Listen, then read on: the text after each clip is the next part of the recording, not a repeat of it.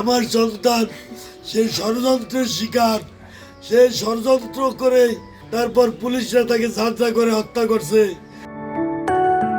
২৪-এর ১৮ জুলাই ছাত্র জনতার গণ অভ্যুত্থানের রাজধানীর যাত্রাবাড়ি মেয়র হানিফ ফ্লাইওভার এলাকা যখন রণক্ষেত্র, তখন সেখানেই সংবাদ সংগ্রহ করছিলেন ঢাকা টাইমসের জ্যেষ্ঠ প্রতিবেদক মেহেদী হাসান। এ সময় পুলিশের সাজোয়া যান থেকে নির্বিচারে ছোড়া গুলিতে মুহূর্তেই নিভে যায় মেহেদীর জীবন প্রদীপ। আদরের সন্তানকে হারিয়ে বাকরুদ্ধ হয়ে পড়েন মেহেদীর মা বাবা সহ পুরো পরিবার। অকালে উপার্জনক্ষম সন্তানের চলে যাওয়ায় অন্ধকার নেমে আসে মেহেদীর পরিবারে। এরপর থেকে সন্তান হারানোর কষ্ট বুকে নিয়ে মানবেতর জীবনযাপন করছেন মেহেদীর অসুস্থ মা বাবা। পেশাগত দায়িত্ব পালন করতে গিয়ে ঢাকা টাইমসের সিনিয়র সাংবাদিক মেহেদী হাসান যাত্রাবাড়ি ফ্লাইওভারের ঢালে পুলিশের গুলিতে শহীদ করে। আমি বর্তমান অবস্থায় খুবই মানবতার জীবনযাপন করছি। শহীদ সাংবাদিক মেহেদীর বাড়ি পটুয়াখালীর বাউফলের ধুলিয়া ইউনিয়নের হোসনাবাদ গ্রামে। গ্রামের বাড়িতে তার মা বাবা ও ছোট ভাই থাকেন। স্ত্রী ও 2 শিশু সন্তান নিয়ে ঢাকায় বসবাস করতেন মেহেদী। আর মেহেদীর উপার্জনেই চলত এই 2 পরিবার। মেহেদী শহীদ হওয়ার পরে অর্থ সংকটে পড়ে 2টি পরিবারই।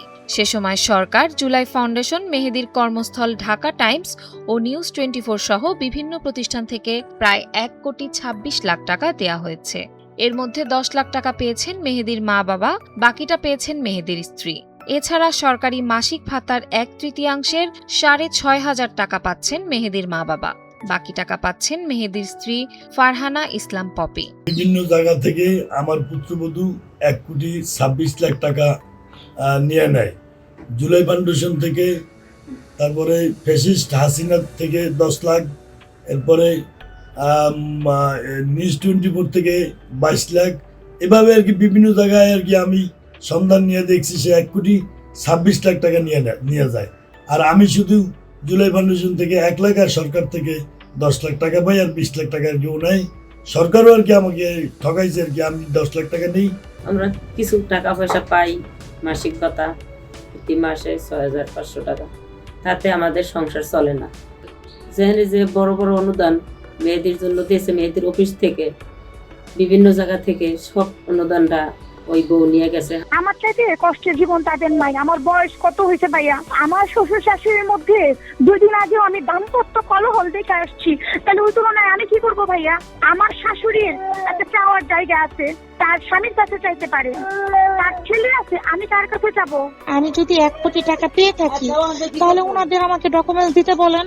যেহেতু এতগুলো টাকা অ্যামাউন্টের কথা বলছে, নিশ্চয়ই তো তাদের কাছে কোনো না কোনো ডকুমেন্টস আছে, তাই না? তবে মাসিক এই অর্থে চিকিৎসা চালানো কঠিন হয়ে পড়ছে বলে জানালেন মেহেদীর মা বাবা।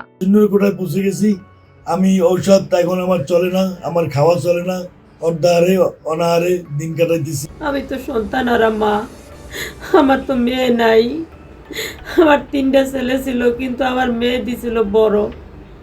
আজ আমার মেয়ে দি নাই দেখে আজ আমরা দোনোরা মানুষ অসহায় পড়ে রয়েছি।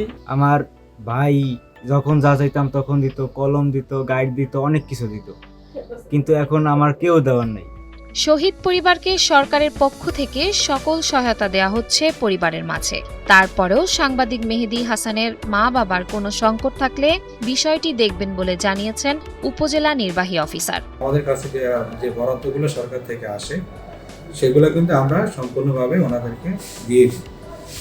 এরপরে ওনাদের কিন্তু প্রতি মাসে একটা ভাতার একটা বিষয় থাকে, সেই ভাতাটা ওনারা কিন্তু পাচ্ছেন। এখন আমি যতটুকু জানি ওনার ওয়াইফ এবং 2 সন্তান আছেন, সেই ভাতার টাকাটা সরকার সমহারে কিন্তু বন্টন করে দিচ্ছে যতটুকু পাওয়ার পর। এরপরেও যদি ওনাদের আরও কোনো সমস্যা থাকে তাহলে আমাদের কাছে যদি উনি বলেন তাহলে আমরা সেটা লোকালি সমাধান করতে পারবো। সন্তান হারানোর 2 বছরে সবাই ভুলে গেলেও শুকায়নি মা বাবার হৃদয়ের ক্ষত।